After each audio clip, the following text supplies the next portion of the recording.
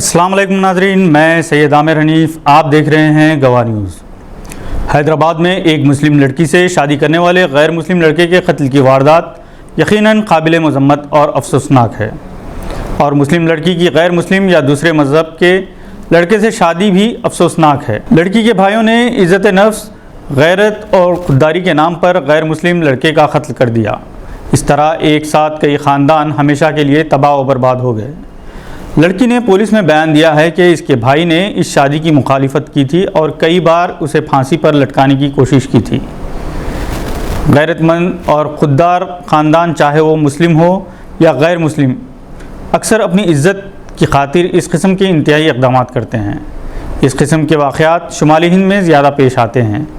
حیدرآباد کے اس واقعے میں لڑکا مسلمان ہوتا تب ہندو جماعتیں لو جہاد کا نام دے کر اس کے خلاف کارروائی کرتے ہیں۔ دوسری ریاستوں میں تو لو جہاد کی غلط اصطلاح استعمال کرتے ہوئے کئی نوجوانوں کو ہمیشہ کے لیے ختم کر دیا گیا۔ ناظرین، جب کوئی لڑکی یا لڑکا غلط راستے پر چلنے لگتے ہیں تو اس کے ذمہ دار کون ہوتے ہیں؟ ہم اپنے بچوں کو اعلیٰ تعلیم کے نام پر اتنی آزادی دیتے ہیں کہ وہ گھر سے باہر نکل کر کیا کرتے ہیں، کس کے ساتھ وقت گزارتے ہیں، اس کا ہمیں اندازہ نہیں ہوتا۔ جب پانی سر سے گزر جاتا ہے تو سوائے پچھتاوے کے اور کچھ نہیں ہوتا۔ خاندانوں کی تباہی و بربادی سے پہلے ہی اگر اپنی اولاد پر نظر رکھی جائے، انہیں کنٹرول کیا جائے، انہیں اچھے اور برے کی تمیز سکھائی جائے، ان کی وقت پر شادی کر دی جائے تو اس قسم کے واقعات پیش نہیں آتے۔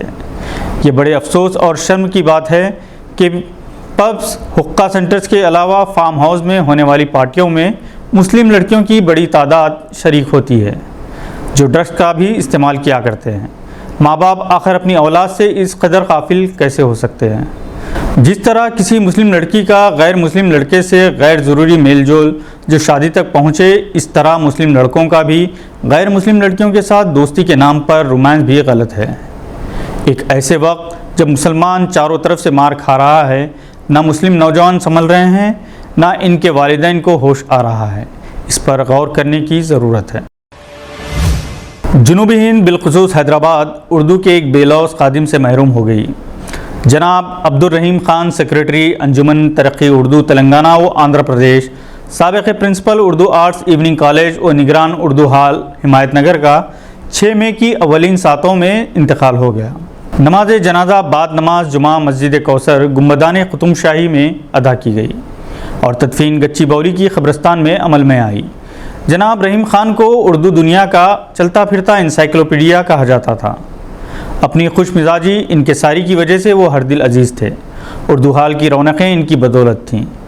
نماز جنازہ میں جناب عزیز پاشا، سابق MP، مظفر شاہ عامری، سابق vice chancellor Abdul Haq university, doctor Javed Kamal, professor Fazal Ullah مکرم اور پروفیسر فاروق بخشی کے بشمول ماہرین تعلیم، صحافی اور مختلف شعبے حیات سے تعلق رکھنے والوں کی کثیر تعداد موجود تھی۔ ناظرین، ڈاکٹر فخر الدین محمد، بانی سیکریٹری میسکو کی پہلی برسی کے موقع پر انہیں مختلف ہستیوں نے پر اثر الفاظ میں خراج عقیدت پیش کیا اور اس احساس کا اظہار کیا کہ جو خلا ڈاکٹر فخر الدین محمد کے بعد پیدا ہوا وہ کبھی پر نہیں ہو سکتا۔ ڈاکٹر فخر الدین محمد کے قریب ترین ساتھی اور موجودہ سیکریٹری ڈاکٹر افتخار الدین نے کہا کہ فخر الدین کی جگہ کوئی نہیں لے سکتا۔ وہ ایک ڈائنامک پرسنالٹی تھے، ہمیشہ ملت کے نوجوان نسل کی فلاح و بہبود کے لیے نہ صرف فکر مند رہا کرتے تھے بلکہ عملی اقدامات بھی کیا کرتے تھے۔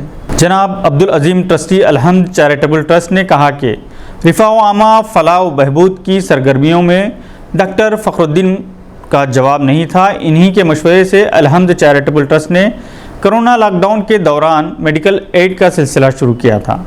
امریکہ میں مقیم ماہر نفسیات ڈاکٹر قطب الدین نے کہا کہ ایفمی کی سرگرمیوں میں بھی وہ سرگرم رہا کرتے تھے۔ ڈاکٹر فخر الدین محمد نے میسکو کو ایک معمولی سے ڈائگنوسٹک سینٹر سے بین الاقوامی معیار کے ادارے میں تبدیل کیا، KG تا PG تعلیمی اداروں کا جال قائم کیا، عالمی سطح پر مسلم ڈاکٹرز کا نیٹ ورک قائم کیا۔ ڈاکٹر عبدالقدیر بانی شاہین گروپ، بدر اور ماریا تبسم مدینہ ایجوکیشن سینٹر نے بھی ڈاکٹر فخر الدین محمد کی خدمات کو خراج عقیدت پیش کی۔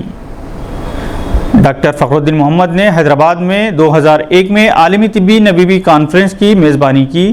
ہندوستان کے بیشتر مسلم مینجمنٹ میڈیکل کالجز کے ایڈوائزری بورڈ میں وہ شامل تھے۔ بی جے پی اور عام آدمی پارٹی کے درمیان سیاسی رشاکشی میں دہلی، ہریانہ اور پنجاب کی پولیس بھی شامل ہو گئی ہے۔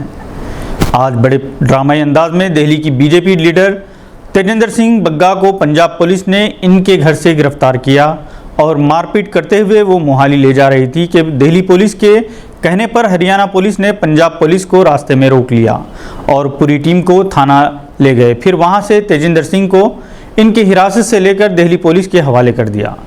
دہلی پولیس بی جے پی کی مرکزی حکومت کے تحت ہے۔